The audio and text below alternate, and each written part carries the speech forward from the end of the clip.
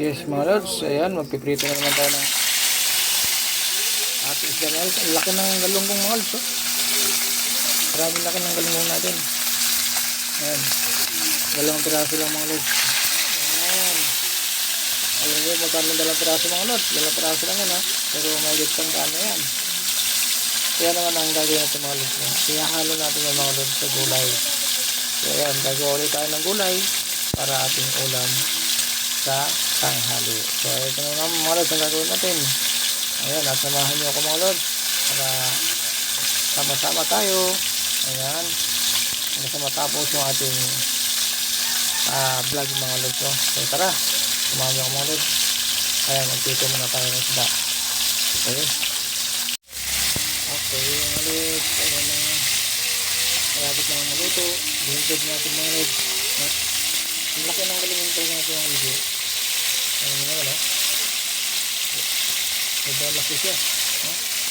Dalawang piraso pa lang mga lods. Isang paligyan natin yung kumain nito. Ayan, no?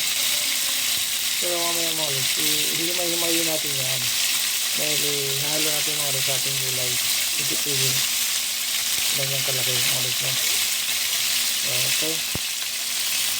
Sabi mga lods, at susunod natin ang ating gulay. Lutuin natin ito. Yes mga lods, okay na ito.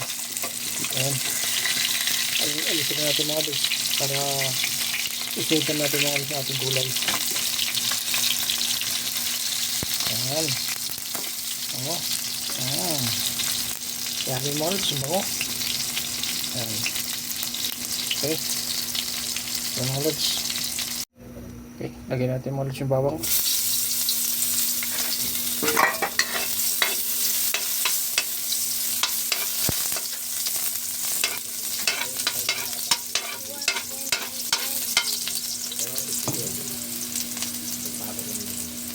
Buyat.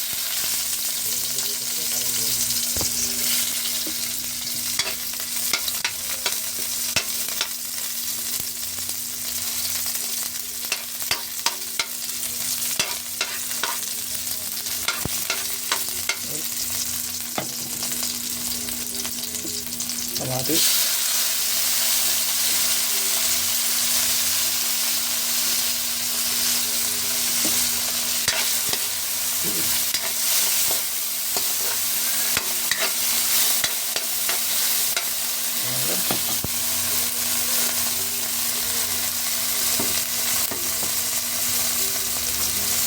Asin.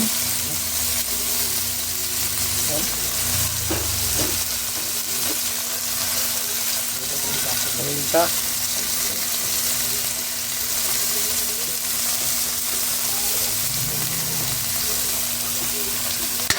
Ito.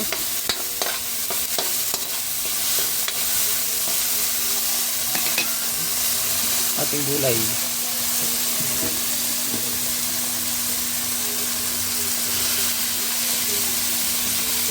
Kaya ating gulay mga lods.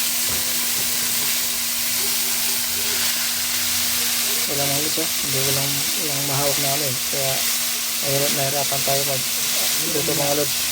Ngayon, ikas-ikas natin. Ayan na ang ating gulay mga lods.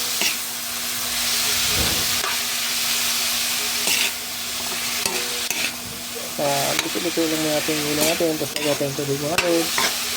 Kunti lang lagyan natin ng tubig para maluto ang ating gulay.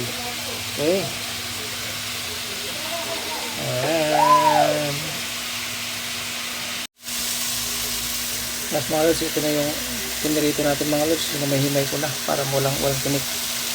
Ayan, alagyan na natin. At syempre, kunting nikos-nikos mga lods. Ayan.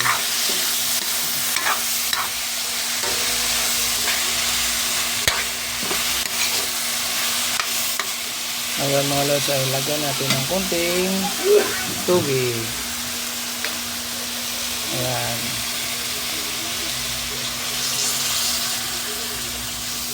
Konti lang mga lods. Para magano lang siya. Magkaroon tayo ng konting sabaw. Ayan, okay na yan. Ayan, pakulo-kulo lang natin mga lods. Tapos okay na. Ayan mga lods. At siyempre mga lods, no, dahil sa ginisa ang ating ulam na gulay, na upo, ang ilalagay natin mga lods ay ginisa mix din. Ayan, ginisa flavor. So ayan, para match lang mga lods, no. Ayan, okay. At siyempre, konting mipos-mipos. Ayan.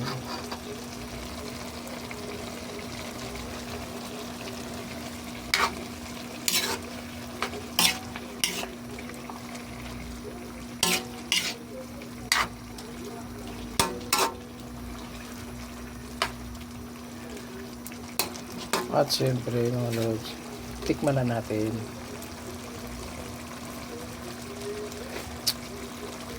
Wow, kunting asin pa mga lods. Ito lang, kunti lang, para magano lang. Pero okay na ang ating panlasa mga lods. Okay na yan. Ayan, ganyan lang kasimple mga lods ang ating ulam ngayon for today. Ayan, para sa ating lahat. Ayan, thank you very much. Thank you for watching mga lods. So enjoy lang po tayo sa araw-araw. Ayan, bye bye mga lods.